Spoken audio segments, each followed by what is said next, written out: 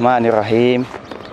Alhamdulillahil malikil haqqil mubin alladzi habana bil imani wal yaqin. Wassalatu wassalamu ala sayyidina Muhammadin khatamal anbiya'i wal mursalin wa ala alihi thayyibin wa ashabihil akhyari ajma'in wa man tabi'ahum bi ihsan ila yaumiddin. Alhamdulillah, jamaah yang dimuliakan oleh Allah Subhanahu wa taala. Kita sebagai mukmin hendaklah senantiasa bersyukur kepada Allah Subhanahu wa taala atas rahmat, karunia dan anugerah yang diberikannya kepada kita semua, sehingga kita dapat memperdapati bulan yang kita rindukan, bulan yang kita nanti-nantikan, bulan yang awaluhu rahmah wa awsatuhu maghfirah wa akhiruhu itqum minan nar. Bulan yang mana awalnya terdapat ampunan dari Allah, bulan yang pertengahannya adalah mendapat rahmat dari Allah, bulan yang akhirnya terdapat pembebasan dari api nerakanya Allah Subhanahu wa taala. Kita telah tiba bulan yang apabila kita melakukan satu amalan fardu setimpal dengan 70 kali amalan yang kita lakukan selain bulan Ramadan. Bulan yang apabila kita mengamalkan satu amalan sunnah setimpal dengan satu amalan fardu yang kita lakukan di bulan selain Ramadan. Sehingga ketika Jibril alaihissalam berkata kepada Rasulullah sallallahu alaihi wasallam, "Man adraka Ramadan falam yughfar lah ab'adahullah." Siapa yang telah memperdapati bulan Ramadan akan tetapi Allah tidak mengampuni dosanya, maka semoga Allah akan menjauhkannya. Al-Habib Abdullah bin Alawi Al-Haddad mengatakan, maksud dari hadis ini adalah litayassuri asbabil maghfirah fi, karena sebab mudahnya mendapat rahmat Allah Subhanahu wa taala di bulan Ramadan daripada bulan-bulan yang lainnya. Hadirin yang dirahmati oleh Allah Subhanahu wa taala, jikalau kita sudah mengetahui fadilah-fadilah tersebut, apakah kita tinggal duduk diam, duduk santai dan tidak beramal kepada Allah, tidak beribadah kepada Allah, tidak bersalawat kepada Nabi di bulan yang suci ini?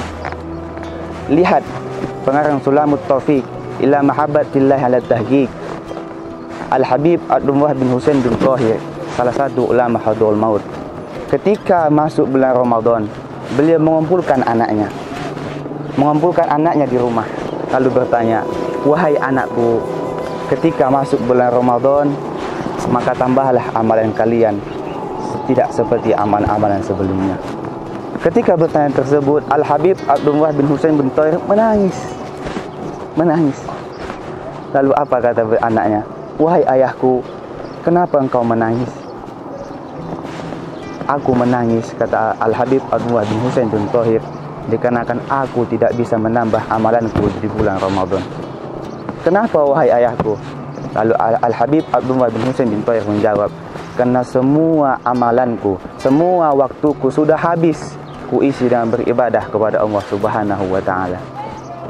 Lihat bagaimana Al-Habib Abdullah bin Husain bin Thahir menyambut bulan Ramadan dengan penuh kehormatan yang sangat tinggi.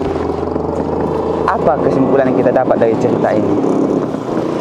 Ketika bulan Ramadan, ajaklah keluarga kita, ajaklah anak-anak kita, ajaklah saudara-saudara kita untuk beribadah dengan khidmah, beribadah dengan khusyuk, menambah amalan-amalan kita di bulan Ramadan. Wahai anakku, ini bulan Ramadan. Katakan kepada anak kita, wahai kakakku, wahai adikku, wahai ayahku, ini bulan Ramadan. Ayolah kita tambah amalan-amalan kita. Ayo kita mengaji, ayo kita beribadah, ayo kita solat tarawih. Ini bulan yang penuh maghfirah, penuh ampunan oleh Allah Subhanahu wa taala. Di dalam satu riwayat ada seorang pemuda yang bernama Muhammad. Dia ahli maksiat, solat ditinggalkan, berbuat dosa kepada manusia, apalagi kepada Allah Subhanahu wa taala. Ketika masuk bulan Ramadan, dia pun beribadah kepada Allah. Semua solat yang ia tinggalkan diqada olehnya. Semua kotoran yang ada di badannya dibasuh kembali. Semua kotoran yang ada di pakaiannya dicuci kembali. Lalu ditanya beliau, "Ya Muhammad, kenapa engkau lakukan ini?" Maka beliau menjawab, "Hada syahrul rahmah, hada syahrul maghfirah." Ini adalah bulan yang penuh dengan ampunan Allah. Ini adalah bulan yang penuh dengan rahmat Allah Subhanahu wa taala. Aku berharap semua dosa-dosa yang telah berbuat diampuni oleh Allah. Tidak beberapa lama kemudian meninggallah si Muhammad tadi. Ada satu ulama yang bermimpi kepadanya di dalam tidurnya. Apa kata ulama tadi? "Ya Muhammad, ma fa'alallahu bik." Wahai Muhammad, apa yang telah diperbuat oleh Allah kepadamu? Maka si Muhammad menjawab, "Semua dosaku diampuni dan aku dimasukkan ke dalam surga sebab penghormatanku kepada bulan suci Ramadan." Inilah salah satu tanda bukti rindu kita kepada bulan Ramadan.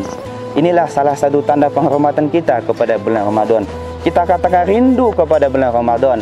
Ini telah tiba datang, telah tiba bulan yang kita rindukan itu. Lalu apa yang kita perbuat? Tentu kita beribadah kepada Allah Subhanahu wa taala, bersalawat kepadanya, bersedekah kepada orang-orang miskin.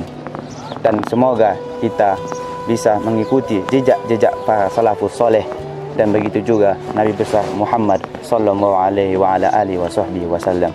Wabillahi taufiq wal hidayah wa minhul ma'unah. Wassalamualaikum warahmatullahi wabarakatuh.